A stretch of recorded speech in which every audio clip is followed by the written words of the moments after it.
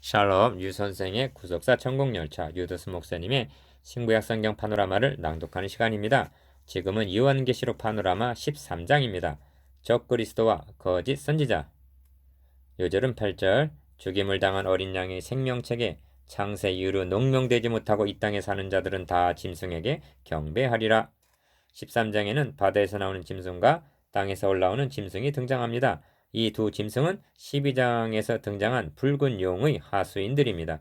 하나님의 대적자 사탄은 장차 철장으로 만국을 다스릴 남자아이가 태어나면 삼키려 하였으나 이에 실패하자 아이를 낳은 여자를 입으로 물을 강같이 토하여 떠내려 가게 하려 하였으나 이것도 실패하게 됩니다. 그리하여 하나님의 계명을 지키며 예수의 증거를 가진 자들로 더불어 싸우려고 바다 모래 위에 섰더라는 말씀으로 12장은 끝맺고 있음을 보았습니다. 그런데 13장에서는 그 바다에서 한 짐승이 나오고 1절 또 다른 짐승이 땅에서 올라오고 있는 것입니다. 11절 그렇다면 성도들을 패배시키기 위하여 어떤 작전을 구상하고 있는 것일까? 사탄은 적그리스도 곧 바다 짐승과 거짓 선지자 곧 땅의 짐승을 동원하여 성도들을 패배시키려 합니다. 그리하여 어린 양의 생명책에 농명되지 못한 자는 다 짐승에게 경배하리라는 것입니다. 8절 본장에서 주목해야 할 점은 사탄이 구사하는 작전의 양면성입니다. 첫째는 권세를 가지고 위협하고 핍박하는 전술입니다. 이는 박해와 순교로 나타나게 됩니다. 이것이 적그리스도의 전술입니다. 둘째는 자기를 의의 일꾼으로 가장하여 고린도후서 11장 13절에서 15절 기사와 이적을 행하는 작전입니다. 이는 미혹으로 나타나게 되는데 이것이 거짓 선지자의 전술입니다. 그러므로 13장의 중심점은 사탄의 전술을 미리 말씀해 주므로 이기는 자가 되게 하시려는 데 있는 것입니다. 마태복음 24장 24절에서 25절 성도들의 인내와 믿음이 여기에 있느니라 하십니다. 10절 이를 두 단원으로 나누어 상고하겠습니다. 첫째 단원 13장 1절에서 10절 바다에서 나오는 짐승 둘째 단원 11절에서 18절 땅에서 올라오는 짐승 첫째 단원 1절에서 10절 바다에서 나오는 짐승 내가 보니 바다에서 한 짐승이 나오는데 뿔이 10이요 머리가 7이라 그 뿔에는 10면류관 있고 그 머리들에는 참난된 이름들이 있더라. 1절 1. 짐승이 올라오는 바다와 땅이란 모두 세상을 가리키는 말씀입니다. 기억 10장 2절에서도 펴놓인 작은 책을 들고 서 있는 천사가 오른발은 바다를 밟고 왼발은 땅을 밟고 서 있는 것을 보았습니다. 니은 용과 바다 짐승과 땅 짐승을 가리켜 편의상 사탄의 삼위일체라고 말하는데 이들은 합동작전을 펴다가 16장 13절에서 14절 마지막에 가서는 또 저희를 미혹하는 마귀가 불과 유양못에 던지우니 거기는 그 짐승 바다 짐승과 거짓 선지자 땅 짐승도 있어 세세토록 밤낮 괴로움을 받으리라 20장 10절 라고 함과 같이 함께 멸망하게 되는 것입니다. 이 바다 짐승은 옆뿔이 10이요 머리가 7이라 합니다.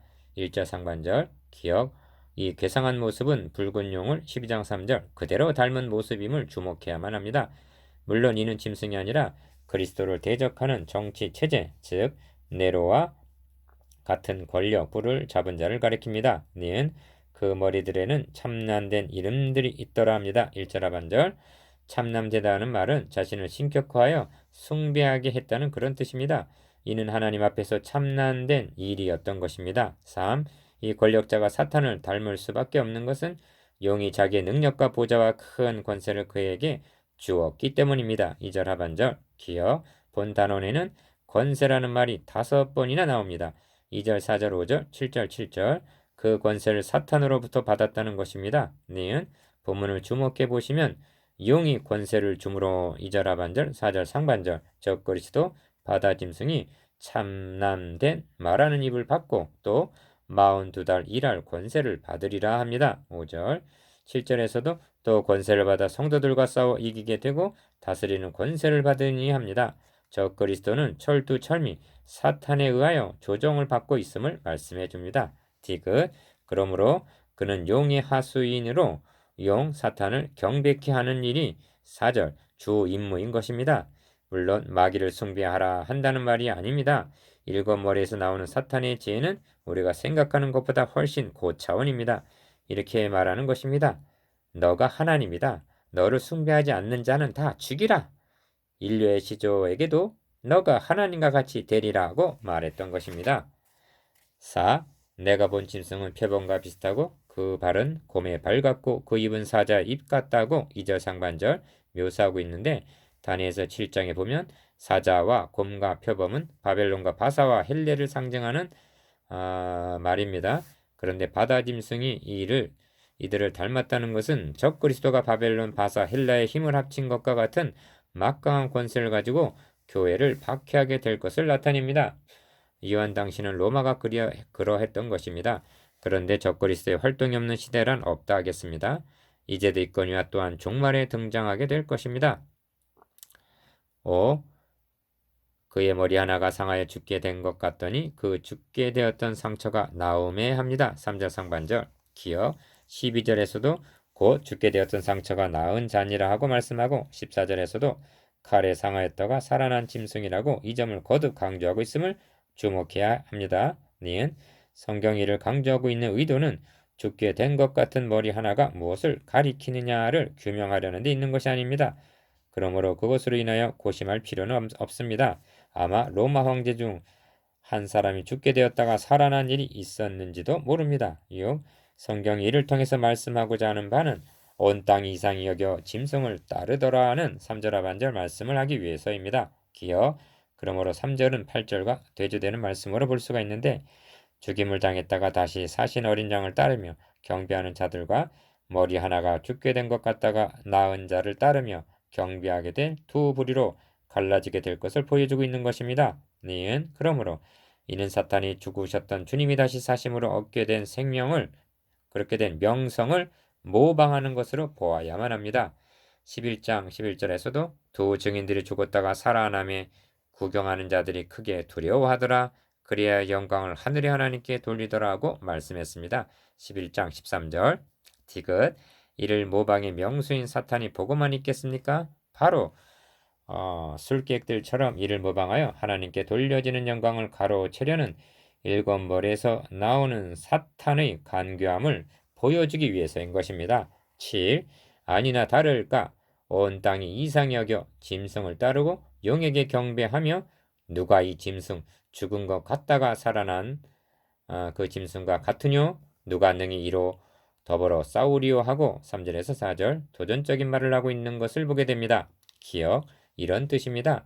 하나님께서 예수 그리스도에게 권세를 주시고 죽은 자 가운데서 다시 살리신 것으로 모든 사람에게 믿을 만한 증거를 주셨음이니라 함과 같이 사도행전 17장 31절 하반절 니은 사탄도 이를 모방하여 사람들을 미혹하려 한다는 말씀입니다. 용은 하나님을 바다 짐승은 그리스도를 땅 짐승은 성령을 모방하려는 그래서 사탄의 삼위일체라고 말하는 것입니다. 8. 그래야 짐승이 기고만장하여져서 입을 벌려 하나님을 향하여 회방하되 그의 이름과 그의 장막 교회 곧 하늘에 거하는 자들을 회방하더라 합니다. 6절 기어 또 권세를 받아 성도들과 싸워 이기게 된다라고 말씀하고 있습니다. 7절 상반절 11장 7절에서도 짐승이 저희로 더불어 전쟁을 일으켜 저희를 이기고라고 말씀하고 있는데 이는 계시록 사상을 이해하는 데 중요한 요점을 제공해주는 대목입니다. 니은 계시록 그리고 성경은 분명 유다 지파의 사자 다윗의 뿌리가 이기였다고 말씀하고 있습니다. 5장 5절 그런데 어떻게 사탄이 성도들과 싸워 이기게 된다는 말인가? 디귿 아닙니다. 이길 수가 없습니다. 여기서 말하는 이김은 당시 성도들을 핍박하고 몸을 죽이는 것을 의미할 뿐입니다. 9. 그러므로 세상적인 관점에서 볼 때 죽이는 것은 이기는 것입니다. 기억 그러나 하나님의 관점에서 보면 도리어 죽기까지 자기 생명을 아끼지 아니한 자들을 가리켜 어린 양의 피와 자기의 증거하는 말을 인하여 저를 이긴 자들이라고 말씀하는 것입니다. 12장 11절 니은 주님은 말씀합니다. 몸을 죽이고 그 후에는 능히 더 못하는 자들을 두려워하지 말라. 마땅히 두려워할 자를 내가 너에게 보이리니 곧 죽인 후에 또한 지옥에 던져놓는 권세 있는 그를 두려워하라. 내가 참으로 너에게 이르노니 그를 두려워하라. 누가복음 12장 4절에서 5절 이는 계시록의 전략입니다. 10. 그러므로 죽임을 당한 어린 양의 생명책에 창세 이후로 농명되지 못하고 이 땅에 사는 자들은 다 짐승에게 경배하리라 하고 말씀하는 것입니다. 8절 기억 어린 양의 생명책에 창세 이후로 농명이라는 말씀은 의미심장한 묘사입니다. 이는 신약의 성도들만이 아니라 구약시대의 성도들까지도 구원은 오직 죽임을 당하신 어린 양으로 말미암아서만 가능함을 나타내는 말씀이기 때문입니다. 는 그렇다면 어린 양이신 그리스도께서는 아벨이 양의 첫 새끼를 창세기 4장 4절 제물로 드릴 때부터 죽임을 당하신 셈입니다. 11.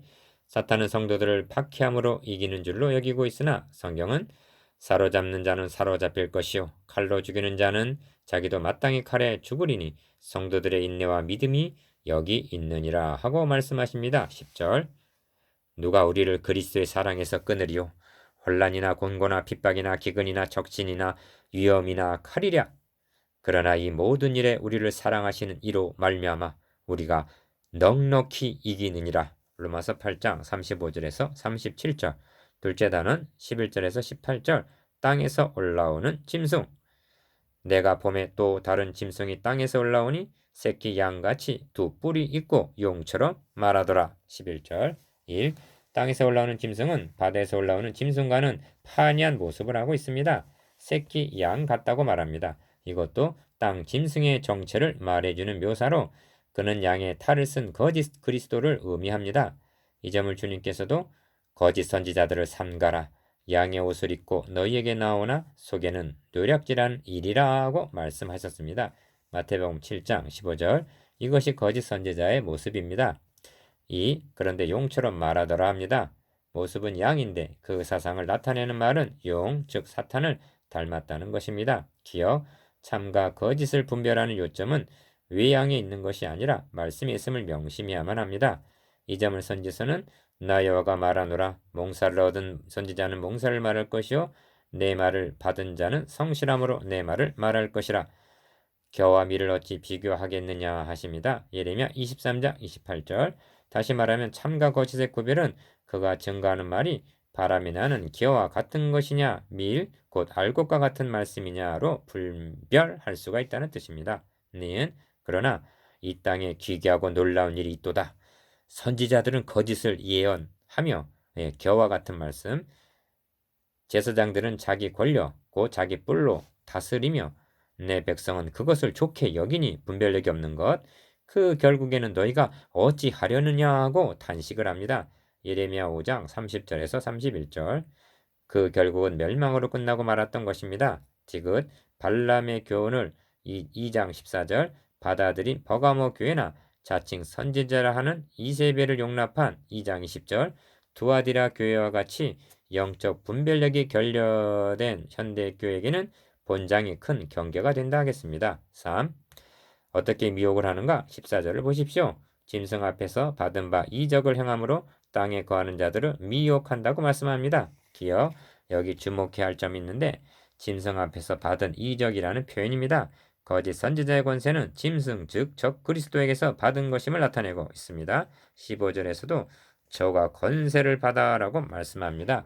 그러니까 사탄 진영의 권력 체제를 보면 사탄 다음이 적 그리스도 다음이 거짓 선지자인 것입니다. 니은 큰 이적을 행하되 심지어 사람들 앞에서 불이 하늘로부터 땅에 내려오게 한다는 것입니다. 13절 이는 11장 5절에 대한 모방이라고 말할 수가 있는데 악하고 음란한 세대는 말씀보다는 표적을 추구하기 때문에 미혹을 당하게 되는 것입니다. 4. 어떻게 미혹을 하는가?